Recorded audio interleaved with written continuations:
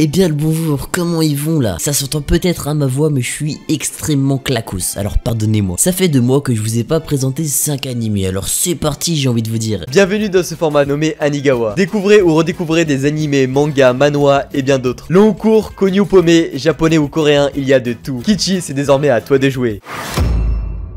L'attaque des titans ou Attaque en Titan ou encore Shingeki no Kyojin voire SNK pour les intimes est assez connu. Mais il fallait que je le cale dans ce format vu la qualité de cet anime. Il y a 107 ans une grande menace est présente, les titans. Ils mesurent 10 mètres environ et eux ne mangent pas des burgers mais des humains. Ouais, un mur a été donc construit pour les titans. Pourtant avant ça c'était la paix. Dans le district de Shiganshina nous suivons Eren et sa sœur Mikasa. Ils mènent une vie pépouze avec leurs parents, voilà tranquille quoi. Soudainement un jour en 845 un titan de 60 mètres apparaît, ouais. Si t'as envie de rire, c'est pas le bon endroit. Je disais donc, il apparaît juste derrière le mur du district où se trouvent Eren et Mikasa. Il pète complètement le mur et cela permet donc aux autres titans d'envahir le lieu. Eren voit sa mère se faire graille par un titan, évidemment impuissant face à eux, la seule chose qu'il peut faire c'est regarder cette scène horrible. Débordant de rage, Eren va s'inscrire au bataillon d'exploration, voyez ça comme des chasseurs de titans en gros. Un anime aux multiples intrigues.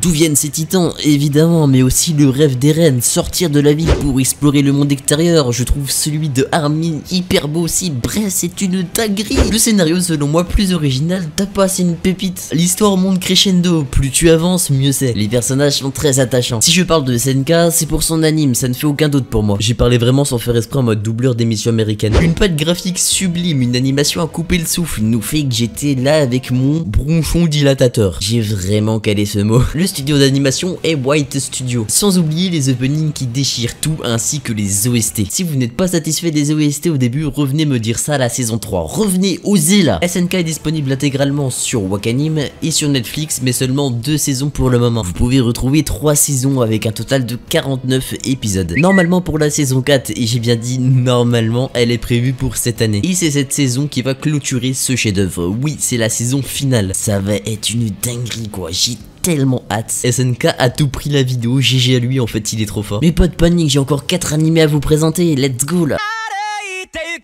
Nous sommes à Tokyo et nous avons le droit à un étrange phénomène. Certains citoyens prennent feu et deviennent une véritable torche humaine. C'est là qu'intervient la Fire Force,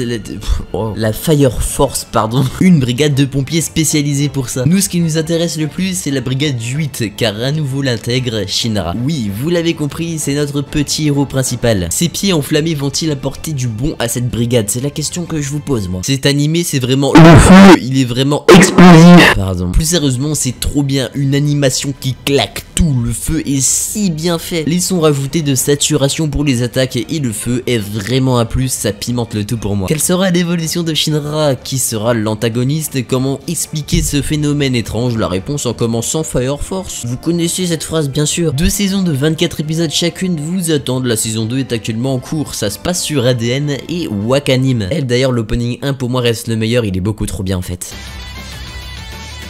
The Promised Neverland, je devais en parler dans une vidéo à part entière, mais finalement ce sera ici. Emma, Ray et Norman ainsi que leurs frères et sœurs vivent une vie paisible au sein de l'orphelinat Grassfield House. J'ai dit housse comme si c'était une housse de couette, ouais. Choujoutée par maman, celle qui considère tous comme leur vraie mère, ils ne sont pas malheureux malgré certaines restrictions. Tout change le jour où ils découvrent la vérité derrière ce soi-disant monde des bisounours. Les enfants ne trouvent en réalité pas de famille, mais sont de la vulgaire marchandise pour démons, oui. Alors, tu préfères mourir ou tenter de t'échapper? Moi je pense la question l'a vite répondu. C'est mon coup de cœur de 2019 avec Kimetsu no Yaiba. Une dinguerie qui change ce qu'on peut retrouver. J'adore les personnages, vraiment. L'animation est carrée, on la doit d'ailleurs au studio Cloverworks. Les OST sont très beaux, j'adore celui à la fin de la saison 1 pour ceux qui ont vu éventuellement de la saison 1. Ou la saison 1, c'est mieux comme ça, non? Je kiffe le tournant que prend le manga à la fin de la saison 1. Petite dédicace à l'opening qui est totalement insane que j'ai écouté tant de fois. L'anime est disponible sur ADN et Wakanim avec une saison contenant 12 épisodes. C'est court, c'est efficace, alors qu'attendez-vous en fait? D'ailleurs la saison 2 arrive en janvier 2021. Je vous conseille fortement également le manga. Écrit par Kayu Shirai et dessiné par Posaku Demisu, un combo délicieux. Le manga vient de se terminer récemment au Japon, en France en tout cas, on a 14 tomes édités par Kazé qui vous attendent. Allez, je vous présente Tower of God, puis on enchaîne par la suite avec un animé badass.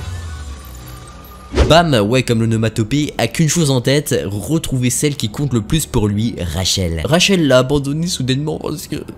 Je disais donc qu'elle l'a abandonné soudainement en disant que la tour l'attendait. Notre cher Bam va donc monter cette tour, alias Tower of God, afin de retrouver Rachel. Mais cette tour n'est ni petite, ni sans danger, et bien au contraire j'ai envie de vous dire. Bam va-t-il survivre à tout ça? Point d'interrogation. Au départ j'étais assez mitigé à cause du chara design, puis à force je m'y suis habitué. Un bel anime rempli de magie, que ce soit l'histoire, le visuel ou bien les OST sponsorisés par Mozart. Du coup on peut dire que Mozart est là. Bam est un personnage très attachant. Les autres personnages dans l'œuvre ont tous un caractère très distinct. L'animation est pas exceptionnelle par moment, mais elle suffit. L'opening, on en parle ou pas? Je l'ai pas passé une fois. Tower of God est disponible sur Crunchyroll avec une saison contenant 13 épisodes. Un animé court, unique, efficace, badass, voici 91 Days.